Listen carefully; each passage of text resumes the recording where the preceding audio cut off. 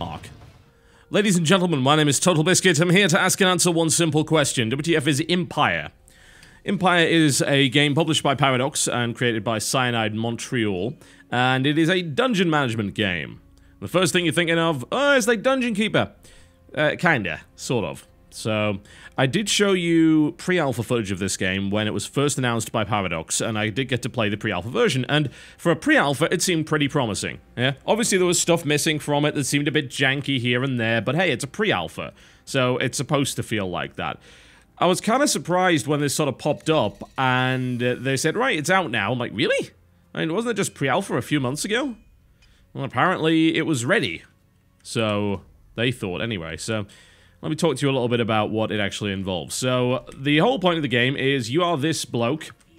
He is supposedly an infernal lord of hell himself, unfortunately summoned by an incompetent necromancer, who has trapped him in an imp-like body, and eventually he will regain his powers and actually grow as an imp, and there is a mechanic for that, the evolution mechanic that you can see right here. Allows you to evolve your imp.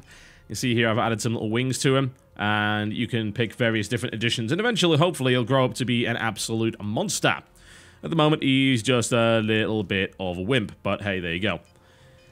So the rest of it involves building a dungeon, accomplishing various objectives throughout the campaign, and I'm showing you a skirmish mode here because it lets me show you more of the advanced stuff. The campaign is very, very slow, which means that you're not going to get an awful lot of stuff in a decent period of time. So I'll show you that. I might show you a bit of the campaign, and I'll have a look at a few of the other features that the game has as well.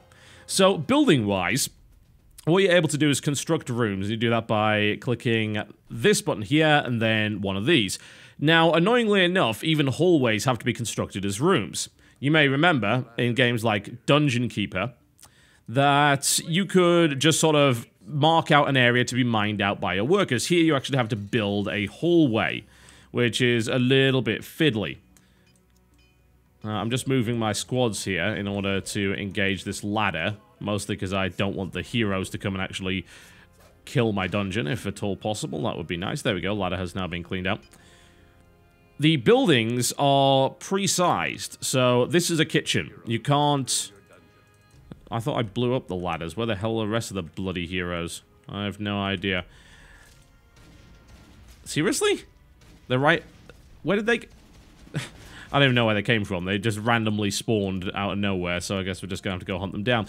Anyway, as I was saying before I was so rudely interrupted, you don't get to pick the size of your rooms or anything like that. So, a room is a specific size, and then you build it, and that's pretty much about it. For the most part, you just seem to need one room of each type, although there are certain exceptions to that rule. We can eventually kill this guy. There we go. Flatten the cleric, and then we'll just go beat up the mechanic. All done. Doesn't really take a huge amount of effort, but those are the heroes dead and buried. It's a little bit disappointing to not be able to size your rooms. In fact, the whole dungeon design aspect of this game is very weak indeed. Now, the reason behind that is mostly due to what you just saw, the ladder mechanics. Now, what happens is a bunch of ladders come into your dungeon in various places. They can spawn pretty much anywhere, and if you don't knock them down in time, then heroes will come down and they will start wrecking your dungeon, which is a tad annoying to say the least. Now, the worst thing about this is that it doesn't allow you to design your dungeon in a way that's actually defensible, because there is no single entry point. They could come from anywhere. Unlike, say, Dungeon Keeper, where there is a dungeon entrance. The stupid thing is that there is a dungeon entrance here, too. This is the dungeon entrance. This is where your guys go out on raids and things like that, which we'll get to in a minute. The problem is that they don't use it. They decide, oh, you know what, we're just going to use ladders, so they can pretty much spawn anywhere. Occasionally they'll come through there, but for the most part they come through ladders. And these ladders can be anywhere, which means the bigger your dungeon gets, the more likely it is that ladders are just going to pop up somewhere you don't notice. And if you're in building mode, as you could see right there, the icons disappear. So you can't actually find the ladders. Otherwise they would show up on the map, which is pretty damn stupid. So there's no point in actually building a dungeon to be defensible, building like a set of traps or anything like that, and when it comes to building traps, there is very little complexity. So traps are available. There are three kinds. There are traps that lie on the floor, there are traps that go on one wall, these here, fireball, pincushion, trollodon breath, and then double wall traps, so the squeezer, the tenderizer, and the shrinker, which I assume pretty much kind of do the same thing. And once you build those, you can place them anywhere in your dungeon and all that good stuff. So if I wanted to make an acid pool, I would build it via the workshop, and then I would pick a place to put it. Except, beware not to zoom in, because apparently that stops you. Come on, really? Why would it do that? There we go. I can only place it from this angle for some reason. Let me see if that even went down there. There we go. So the workshop will build it, and then it'll put it in its appropriate place, but you might as well just be picking it at random, because you have no idea where the heroes are going to come from most of the time, which is somewhat pointless to say the least. Now, combat mechanics-wise, all of your guys are formed into squads, and you use a squad menu here in order to sort that out. So, a little bit kind of Dawn of War-ish. You customize your squads by putting up to 4 units in them, and you can also unlock mascots for them, which are kind of little minions that come along and give you a boost of some description. There are certain squads that apparently in certain combinations, when they level up, will gain some interesting passive abilities, but the game doesn't tell you what. I am told that the first 4 basic units, put 1 each in a squad, will actually cause that to happen, but I've not actually seen that occur as of yet. As regards to the AI, there isn't any. These guys are just going to sit around all day and do nothing. Games like Dungeon Keeper, your minions would wander around the place, they would go and eat when they felt like they needed to, they would go to the casino and gamble and train on their own, they'd go and have a look in the torture room, and then they would respond to alarms and things like that. And that was really nice, because you could set your dungeon up in such a way where you had a set of traps that triggered an alarm, which rallied creatures to a certain place, and so on and so forth, or you can just pick them up and drop them. Here, you pretty much have to pick them up and drop them. In fact, you do that via holding down the right mouse button, which brings up this context menu, and then you select your squad, and it teleports them instantly there. So there's really no point in sending squads to walk along like this when you can just do that. Now, unfortunately, since the AI is utterly brain dead, all they will do is they will fight something that gets near them. And they won't really do anything sensible. You have to micro to make anything work. So if you've got guys with bows that are being beaten on, they will make no effort to back off. You're going to have to do that yourself. And there doesn't actually seem to be a way of stopping enemies from getting to you. You can't, like, block off an area with some big meaty troops. Guys seem like they could just run past anyway. More often than not, the enemy AI says, I really want to kill the squishy guys at the back, and I'm just going to run after them past all of my other dudes and make that happen, which is extremely annoying to say the least. So that's not particularly good. The combat itself, more often than not, just involves clicking on something and watching it die. There isn't anything you can really do. Like, you would think, oh, well, maybe these guys have some abilities I can activate. Nope, they don't. None of these guys have abilities at all. All of them are passive. So if I could show you what they do. Let's just actually find where I'm looking. So if I go here, hover over them, you'll see the Shaman has a stun. Yeah, the Warlock is just kind of a ranged guy. Difficult to really tell the difference between the two, honestly, other than the fact that this one has slightly more armor. The Minotaur is, well, he's got a cleave ability, and obviously he's big and stumpy, but doesn't have a lot of armor, and then Ratmen have more armor, but they've got a passive poison. There's nothing here you can activate to make it more interesting, so you get your squads together, you bunch them into a blob, and you throw them at the enemy, and then you see what happens. So speaking of throwing at the enemy, let's kind of do that. There's a bunch of heroes lower here, so I'm going to connect my tunnel here, and I'm going to go attack them. Seems like a reasonable thing to do. Now, you might ask, well, what else is there really to do? Because if you just build all your rooms, you just kind of need one each. It doesn't really matter where they go, and you don't really have to manage space or actually design your dungeon in any way, because there's no point. Then what is it you do? Well, what you do is here. You go to the world map, and you go and raid stuff. Now, if I want to go raid stuff, I scroll around the world map, which you can't zoom out of for no apparent reason whatsoever, so I don't really know why you can't see the whole thing on one screen. Apparently they decided that was a bad idea. You go and you click on it, and you say, go raid, and you pick which squad to go. And that's it. That's all that happens. So I'm going to send Squad 1 to go get materials from here. So I've set them to do that. I go back into my dungeon. You can see Squad 1 is running off, and they're going to go beat on whatever the hell that was. And they're going to be back in like 2 or 3 minutes. There's no way to speed the game up, from what I can tell. I looked in the controls. Let's have another look, just in case I'm a bit of a dumbass. You know, it has been known to happen. Left, right, up, down, rotate left, rotate right, select squads, chat, objectives, management mode, and no. So there is no way to actually see or speed up the game in any real respect, which is pretty lousy. Where are the ladders? Let's play Spot the Ladder. They're over there, apparently. Okay, so gonna teleport my imp here, and then you go beat on the ladder and hopefully stop any annoying little hero bastards from coming into my dungeon. Thank you very much. You know, eventually, Lord of Hell, you'll actually have to do something useful. Bring his friends in to deal with it. There we go. So hopefully... No, it doesn't matter, because they're going to enter anyway. They're actually going to go through the front, as you can see. So I guess we're dealing with them. But, you know, there's not much you really need to do there. Again, why even bother designing your dungeon in a way that's sensible? Because you can just teleport you guys all over the place anyway. You can make the most awkward dungeon in existence, and it wouldn't actually matter in any way. There we go. They're down. I lost a creature in the process. So, I end up just replacing him. As to how you replace them, it's pretty easy. Again, you just kind of build them here, and then you can put them in squads. The annoying thing is that if you don't put them in squads, they're extremely hard to manage, because, as I said before, the game has no AI to speak of on its units. So, what's going to happen is it's going to create the creatures, and they're literally going to stand around. You can't hotkey group them because the squad system says otherwise. You have to actually pay for each of these squad slots using resources. The acquisition of resources, you probably saw, is done through raiding. You'll notice that Squad 1 still isn't back yet. It's over there, and now I guess it's on its way back, and it'll probably pop out. There he is. There we go. So I didn't have any control over that raid other than what I sent them to do. So it's like, hey, get me resources, and that's exactly what happened. So what that means is, in a lot of campaigns, when you're looking to get resources, especially if you take damage and you lose some of your minions, for instance, you have to replace them, you basically spend like 10 plus minutes trying to gather the resources by sending out party after party after party to go and do these raids. And yet, you don't do anything. It is as boring as the Evil Genius. You remember that? The Evil Genius, in terms of sending out your minions to go and do dastardly deeds around the world. It's exactly like that, only it's even more boring. So in this case, it's like, oh, send a squad out. It will get this amount, and here's the kind of relative difficulty rating. So, you know, you better guess as to whether or not is your squad strong enough to beat 3 skulls? I have no idea, because I don't have any frame of reference. I have no idea what 3 skulls actually means. It's a weird, arbitrary number. Unfortunately, all of this kind of comes together to create a game that is laborious and tedious, for the most part. Because there is no dungeon design, and because there is no resource gathering beyond sending all of your creatures out of the bloody dungeon, there is one other way to get, well, actually there's 2 other ways to get resources, yeah?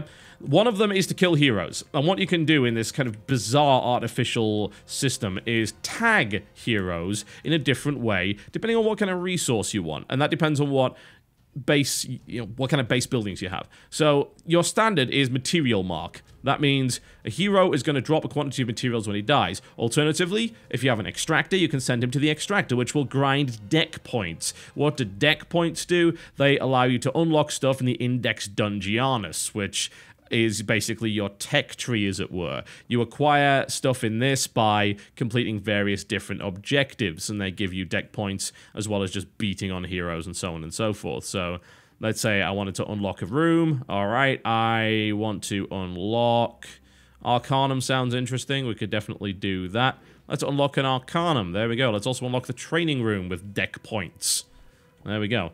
And that means I can now build the Arcanum. So I'm going to go do that. I might as well just attach it onto that room. It's not like there's actually any reason not to. Now, since, unlike Dungeon Keeper, you don't have specific units that work in specific rooms, and your units never need to actually do anything other than occasionally eat, which they won't do on their own, by the way. You have to actually send them to eat, and the way that you do that is like this, yeah? So you send them over there, and then they will go and eat, and what happens is they will then gain aggression, yeah? And that gives them a buff, but eventually their aggression will go down to 0, and you have to go send them to eat again. That is their only need and desire. They will not do anything else. Yeah? They just won't. Which is kind of crazy, really, when you think about it. You can send them to train if you want. That's assuming that you actually have a training room. That will allow them to train up to level 2. It's like, hey, can I send them to the dive to have some fun here? You know, this looks like a fun room. What's going on here? No, not really. I mean, I've got a bunch of units just kind of sitting around here that I can't put in a squad, as you're probably well aware. Also notice, by the way, that I dug through to this room with a bunch of heroes in it, and they show no desire whatsoever of entering my dungeon, which is unbelievably bizarre. As you can see, you use a worker to get every room working, yeah? And, I mean, animation-wise, it's pretty nice. They put some nice little details in here. I like the lighting effect. It's not a great-looking game, but it's got a nice sense of style to it. It's got a pretty cute aesthetic going on, and this guy's gonna run around, he's gonna stroke that book for no apparent reason, and hopefully something funny's gonna happen, and, you know, that's the point. In games like Dungeon Keeper, which I keep referring to, by the way, and rightfully so, also games like Evil Genius, not Evil Genius is the esports team. That's the game that this game clearly takes most of its influence from. You have to have different workers to operate different things. Here it's just, you know, these infinite workers that you just create out of nowhere by just doing that and then clicking summon worker, and that's actually it. So... you don't really need to manage them in any way, you don't need to train any units up, and as a result, you don't need to design your dungeon in a sensible way. Before, you would have had to put, say, a library next to a place where people would go to rest, quite near a hatchery, so they could go and eat. No, because these workers just do whatever, so it doesn't really matter in any way. Just kind of silly, honestly. It just seems like they really wanted to make a game where you design a dungeon and then forgot to put any of the dungeon design elements into it, which is very disappointing. Also, the fact that the micromanagement is extremely irritating definitely doesn't help. I mean, these guys, for instance, they're sitting in the kitchen right now, and they're gradually losing their aggression. Why don't they just keep eating? I mean, what's the point? Do I have to send them in and out again? They are completely brain dead. They don't do a thing. You have to order them around constantly, and the micromanagement is incredibly annoying. It's just unbelievably stupid. This game is frustrating because it's something that had a lot of potential, and it seems like the potential's been completely squandered because they have no idea how to make a fun dungeon management game, or just anything like Theme Hospital or Dungeon Keeper or, of course, Evil Genius, and just these more classic games where you managed something. There is no management going on. I don't have to manage resources other than, oh, I'm out of resources, best send my guys up here to do nothing for 5 minutes, and then eventually I'll have more. There's no mining involved in it. The crafting elements are pretty much non-existent. And then you have to deal with this constant ladder nonsense. So, again, what's the point in even setting up cunning traps? I mean, they're right here. They're right next to the stock rooms. I mean, come on. Usually in other games, you would be able to build the stock room somewhere defensible. You can't defend this. All you can do is just teleport your units there. It's like playing a glorified version of Whack-A-Mole. It's like they were busy doing something. Nope, gotta kill the ladders. Of course, you gotta click the ladders because your guys don't have the AI to do anything else. Oh, look, heroes spawn in my dungeon because my creatures are completely inept and can't do anything without me clicking the right bloody mouse button. Good God. It's just unbelievably annoying. It's tedious, it's frustrating. And a lot of the mission design in the campaign is just that as well. They really drag things on. Like, example, pretty early on mission, which takes a long time, you've got to go through these sewers placing these different poison pots in order to, you know, poison the sewers and so on and so forth. Now, there's this annoying locking mechanism which involves you unlocking something and then quickly running to the other side, which is pointless and serves no practical purpose. It shouldn't be in a strategy game at all, really. That's something that you'd expect in a puzzle game or whatever. But there, you encounter these barricades. And these barricades can only be knocked down by attacking them. Except, you know, what would make sense, what would be user-friendly is, oh, let's say there's a barricade right here. I'm going to click past the barricade. Oh, and my troops are going to automatically attack it because it's in the way. No, you can't even click past the barricade. You have to specifically click on the barricade in order to get rid of it. You can put your entire army right next to the barricade, and they will show no interest whatsoever in actually blowing it up.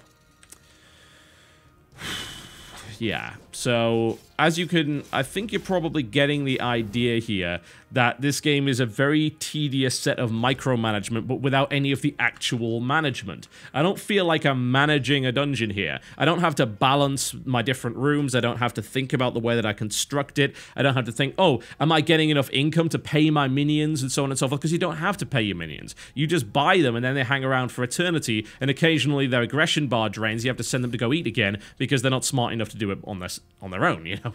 God. Unbelievable. So there really just isn't an awful lot to this game. There aren't a lot of different kinds of minions, as you can see. There's like 9 in total. There is another faction you can play, and let's roll up that faction and see what they've actually got. You can't play them in the campaign. They're called the Soulless. You can play them in skirmish mode. So we can set that up. Now, there is multiplayer, but for some reason it's in beta. In this case, why... Hang on a second. This game's out. You can't do that, right? You can't just say, oh, the game's finished, guys, except it's not. You know, the multiplayer and co-op are currently in beta, so why is the game out then? The game's clearly not finished. It's not done. This is just the most blatant example of that I've ever seen. Why is this even here?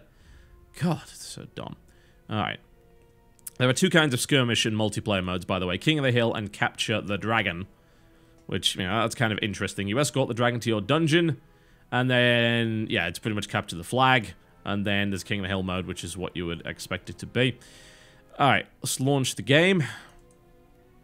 By the way, it doesn't seem like it can actually have a rival dungeon master, by the way, unless he happens to be playing unless it happens to be a real opponent. It doesn't seem like they actually have any AI for that.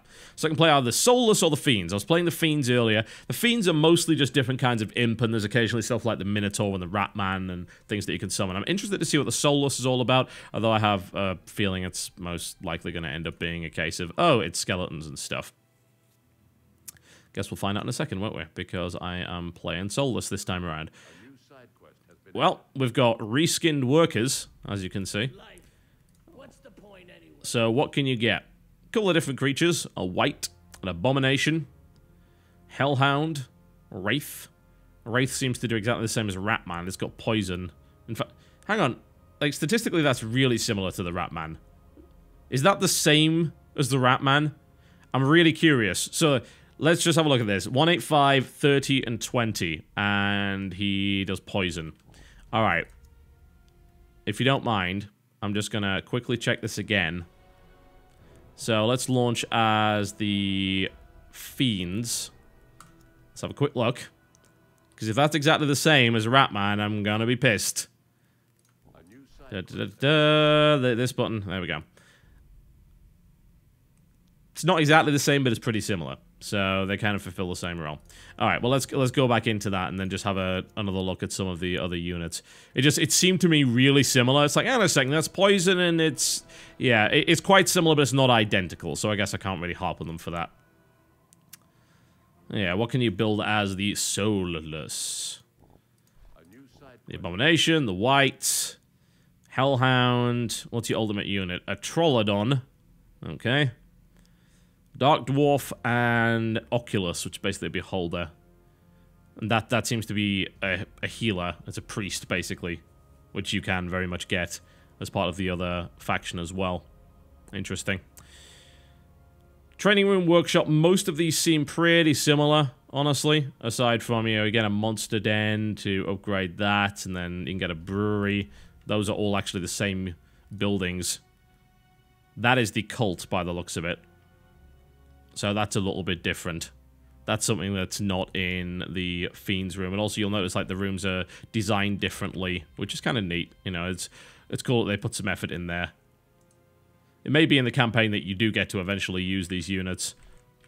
That's certainly a possibility. But aside from all of that, the main problem is that the game just isn't actually very fun. And that's really unfortunate. As I said, the campaign is very tedious. All of the dungeon management side of it is pretty much, as far as I can tell, kind of tacked on, which is incredibly unfortunate. There isn't really any management to speak of besides tedious micro. And as a result, it's not really the kind of game I want to play. It wasn't what I was looking for here. There's a couple of other really annoying things, which I can most likely show you. I just need to actually get some units on the field.